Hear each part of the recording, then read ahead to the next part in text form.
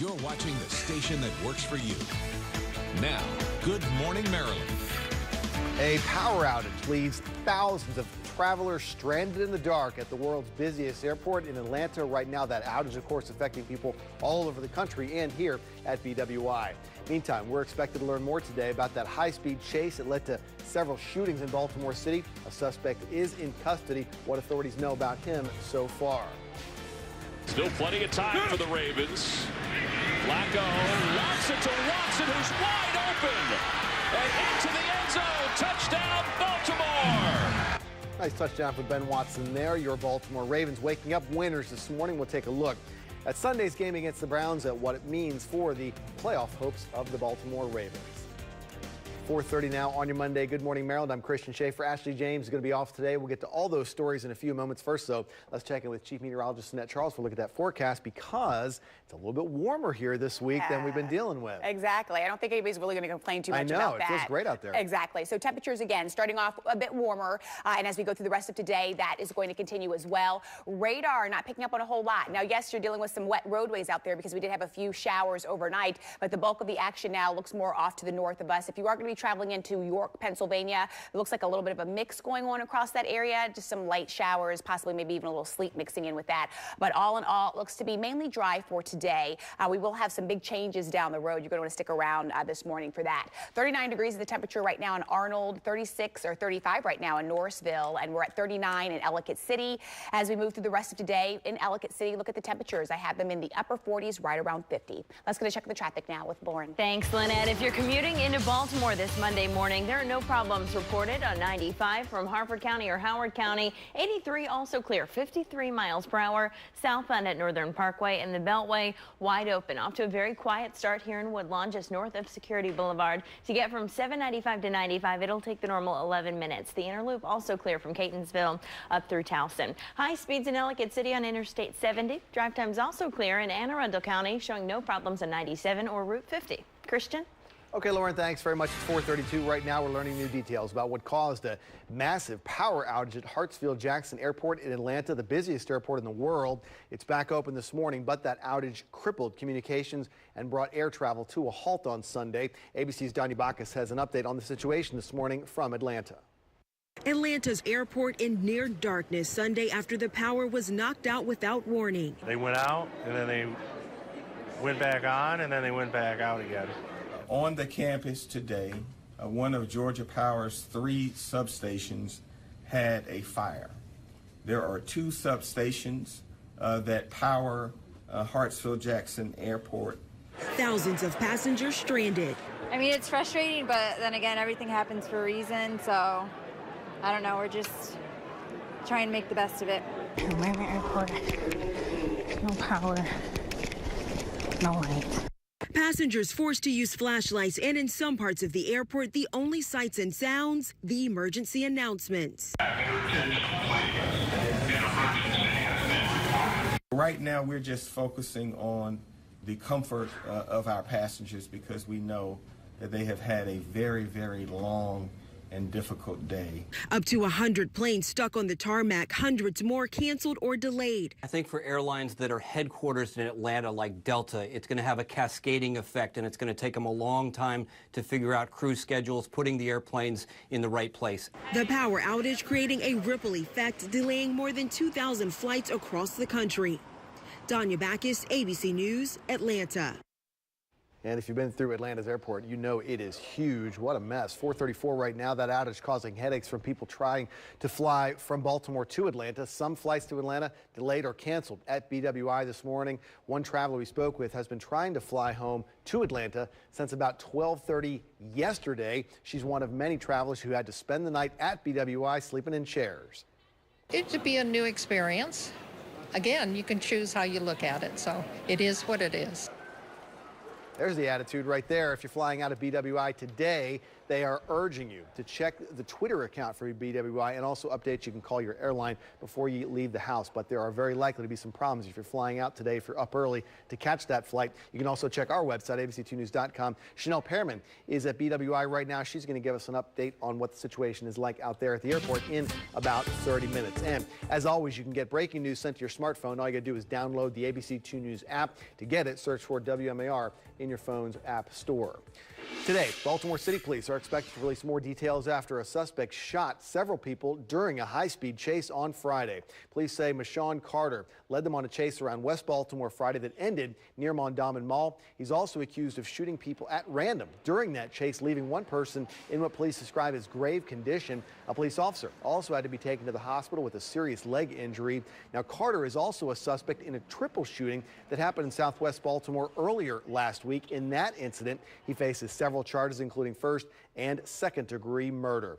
One of the officers from that Baltimore Police Gun Trace Task Force is accused of robbing suspects and residents had faced similar accusations years earlier. Over the weekend, the Baltimore Sun reported that Detective Jamel Rayam, this man, was charged internally with making a false statement about the theft of $11,000 taken from a man during a traffic stop back in 2009. Now, Rayam was later cleared and eventually wound up on the Gun Trace Task Force. He and 4 other officers from that task force have now pleaded guilty in federal court. The 3 other officers who have not pleaded guilty are scheduled to be tried on those racketeering charges next month.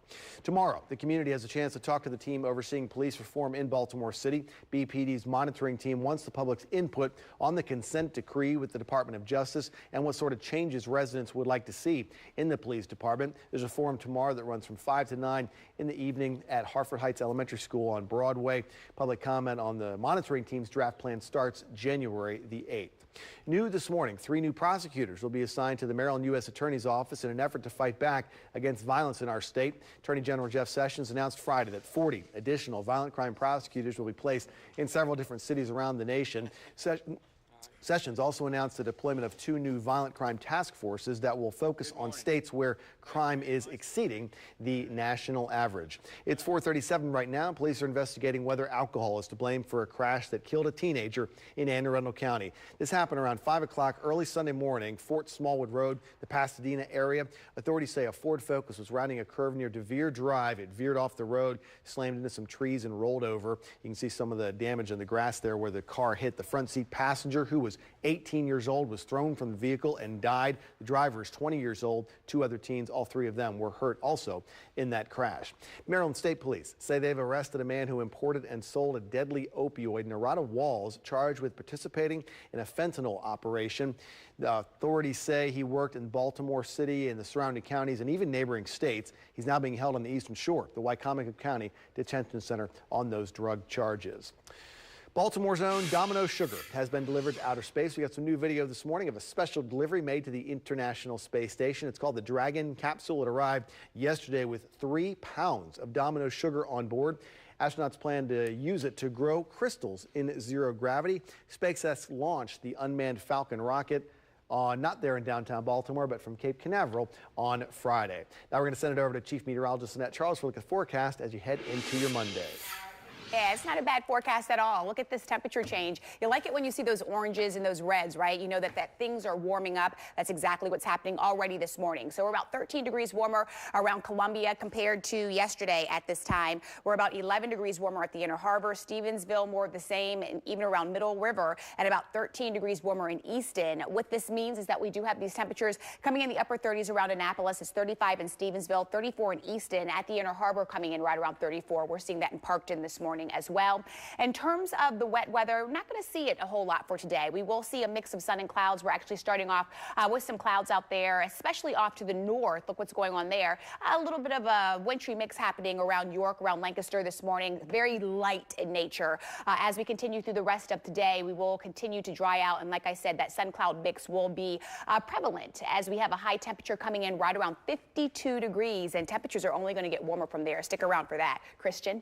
Thanks very much, Lynette. It's 4:39 right now. The Ravens one step closer to clinching a spot in the playoffs after a win over the hapless Cleveland Browns on Sunday. The Ravens beat the Browns 27-10 to improve now to 8-6 on the season. How about Joe Flacco running in a touchdown, threw for one more, but the game did stay close until a key swing late in the first half. With more highlights and reaction from the players after the game, here's ABC 2's Sean Stepner. After the Browns take the lead in the second quarter, the Ravens able to respond with a pair of crucial touchdowns in the final 3 minutes of the first half. Joe Flacco's TD on the ground, and then his 33-yard hookup to Ben Watson. It's just more of this Baltimore offense trending in the right direction at the most critical time, says the QB. We've definitely been better the past few weeks. We've been working hard at it, and we're actually starting to put some stuff together and do some good things. In a way, it feels good to leave some stuff out there today. It felt like we felt like we could have put more up, more yards, more points, but we did a lot of good things. I think guys are starting to get some mojo and really start to feel it, so that's going to help us out. One of the Ravens' 4 turnovers on the day helped lead to that Watson touchdown. Another was a little more beefy. We're talking about Brandon Williams' first career TD as he fell on the ball at the goal line following a Zadarius Smith sack. Man, my mind went blank. I was just happy I got the touchdown. I mean, the ball was kind of like outside a little bit, and I had to switch arms and scoot over in. So, you got to get it before it doesn't get got, and I got it before they did. Williams and the Ravens are sitting pretty in the AFC playoff race. 2 games to go in the regular season, both at home against Indianapolis and Cincinnati. Victories against the Colts and Bengals will clinch a spot in the postseason for Baltimore. Sean Stepner reporting there. Thanks very much. Lynette, did you catch the Brandon Williams soundbite right there? You got to get it before they got got. I'm gonna try to write that one down so I don't forget it.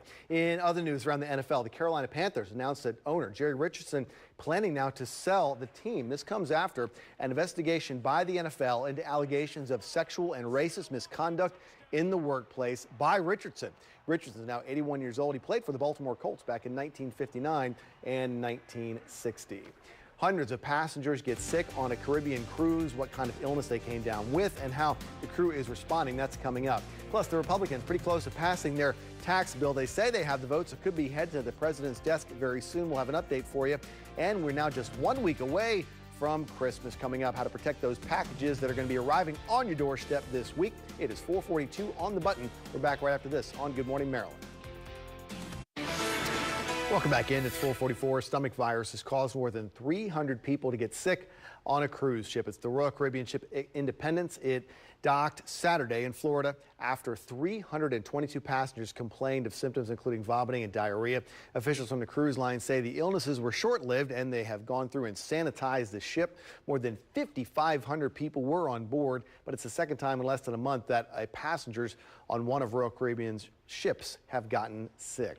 This morning, Senator John McCain is recovering at home in Arizona. According to doctors, he has responded positively for treatment for brain cancer, but now he's also dealing with a viral infection. McCain is 81 years old. He's been receiving treatment for brain cancer at Walter Reed Medical Center in Montgomery County. Now that he's home in Arizona, McCain is expected to miss a crucial vote this week on the Republicans' tax reform plan.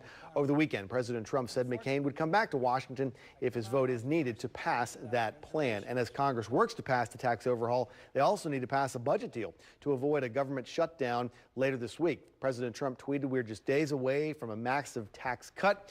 Critics say this plan does not help the middle class enough or simplify the tax code.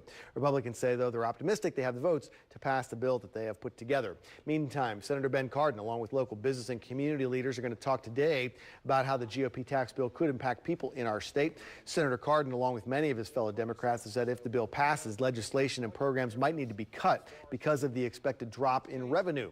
Cardin will be meeting with the Greater Baltimore Committee this morning at 10 o'clock. President Trump says he has no plans to fire Special Counsel Robert Mueller. That's what he told reporters last night. The president did say he's not happy with how the investigation into Russian collusion in last year's election is going. He's accused Mueller's team of illegally getting thousands of the Trump transition team's emails. His transition attorneys have sent Congress a letter accusing Mueller's team of getting those emails in an appropriate way. A spokesman for Mueller's team says the emails were obtained legally. The Trump administration also denying reports that it has instructed the Centers for Disease Control not to use certain words in next year's budget documents. According to a report in the Washington Post, the Department of Health and Human Services banned the CDC from using the words evidence-based, science-based, entitlement, vulnerable, diversity, transgender, and fetus. A spokesperson for the Department of Health and Human Services says the Post report is false, and the department will continue to use the best scientific evidence available. So Christmas now just 7 days away, and since the holiday falls on a Monday this year, time is running out to get those gifts and cards delivered on time. Today's the deadline for Amazon standard shipping. Tomorrow is the cutoff for first-class mail. That includes those holiday cards. Wednesday's last day that priority mail can go out and still get there in time. Friday is the deadline if you use Priority Mail Express. Well, with Amazon, you can have gifts shipped up to Christmas Day, but you have to be a Prime member and be in a select city. Baltimore is one of those cities where packages can arrive pretty much after you get them. And if you wait for those packages to arrive that you bought online, beware of porch pirates. ABC's Stephanie Ramos has some new ways to protect your packages. Police in Minnesota searching for these porch pirates. Caught on video stealing packages right off the doorstep, then running back to their getaway car. The same thing has happened to an estimated 26 million Americans, including Jeremy Barrow. He came up with a booby-trapped box to scare off would-be thieves. And he says this surveillance video proves it's working. I wanted a way to scare them safely. And when you scare them, hopefully they're going to drop the package and then run away. With a record 2 billion holiday packages in the mail this year, there are steps you can take right now to protect your parcels. If you're using FedEx, you can have your packages delivered to nearly 8,000 Walgreens nationwide. The Postal Service allows you to customize your delivery online and tell the carrier exactly where to leave your packages so they're out of sight. And even if your package already shipped, it's not too late. FedEx, USPS, and UPS will let you reroute it to another location so it's not left unattended. If you order online, consider doing curbside pickup. Stores like Nordstrom, Toys R Us, CVS, and Sears will bring your purchases right to your car. Stephanie Ramos, ABC News, New York.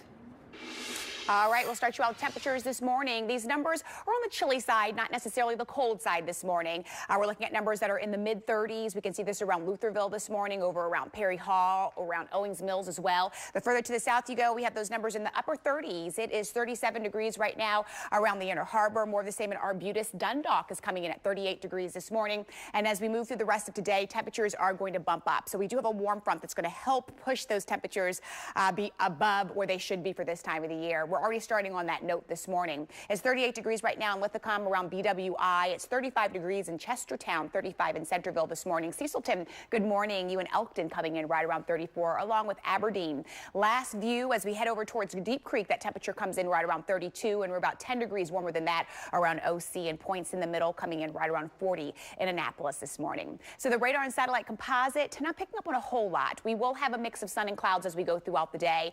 What the story is that we do have again, that warm front that will continue to lift through the area, but we're also going to be watching for an upper level trough, and with that, that could be bringing maybe a few showers, but mainly back off towards the west or around the mountainous areas.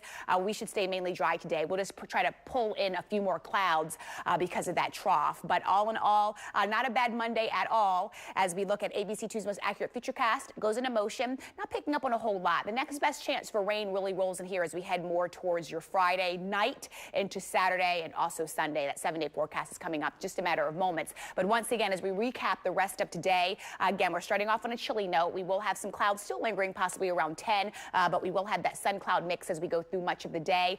Temperatures stay above normal for today. I'm going with 52, but that's going to come in between hours, so maybe around 3 o'clock we hit that 52-degree mark. Temperatures are going to, again, stay above average. At this point, we are looking at numbers bumping up even higher as we head towards Tuesday, close to 60 degrees there. As we head towards Wednesday, still above average, 48 degrees. Thursday, the first day of winter, that's when we're going to be more seasonal, and then temperatures move right back up the scale as we head towards Friday. Late, a chance for some rain, likely on Saturday with that temperature coming at 60. And you guys, I have Christmas Eve on the forecast. Yay! I'm so excited, Lynette. I can't believe it's right around the corner. If you're getting an early start this Monday morning, there is a disabled vehicle on 95. It's northbound past Keith Avenue. For those of you heading downtown, no delays on 95 or 895 into Baltimore. 83 also clear, showing a normal 7-minute drive from Northern Parkway to Fayette Street, and the Beltway shaping up nicely. Here's a live look in Parkville. The inner loop wide open from Harford Road down to the Key Bridge. The outer loop taking just 12 minutes to get from 95 to 83, and the west side nice and clear from Green Spring Avenue into Catonsville. Christian?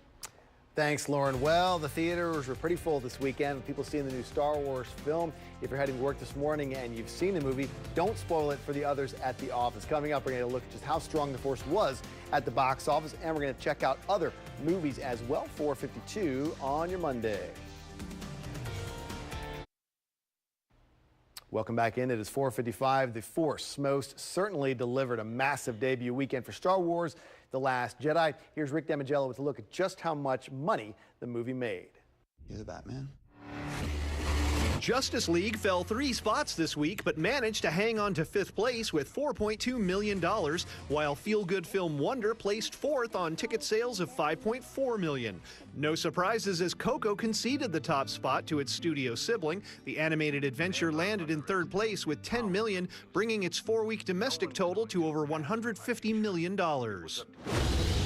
People think they got you all figured out based on how you look. The other new movie opening this weekend was the animated Ferdinand, featuring the voice of professional wrestler John Cena as the titular bull. The latest animated film from 20th Century Fox debuted in 2nd with $13 million. This is not going to go the way you think. Actually, Luke, it went even better. The guaranteed weekend winner was, of course, Star Wars: The Last Jedi. The 8th film in the Skywalker saga crushed the competition with just over $220 million. This marks the biggest debut of any movie in 2017 and the 2nd biggest opening of all time after Star Wars: The Force Awakens. The movie opened to $230 million overseas, bringing its worldwide opening weekend total to $450 million. In Hollywood, I'm Rick Damagella.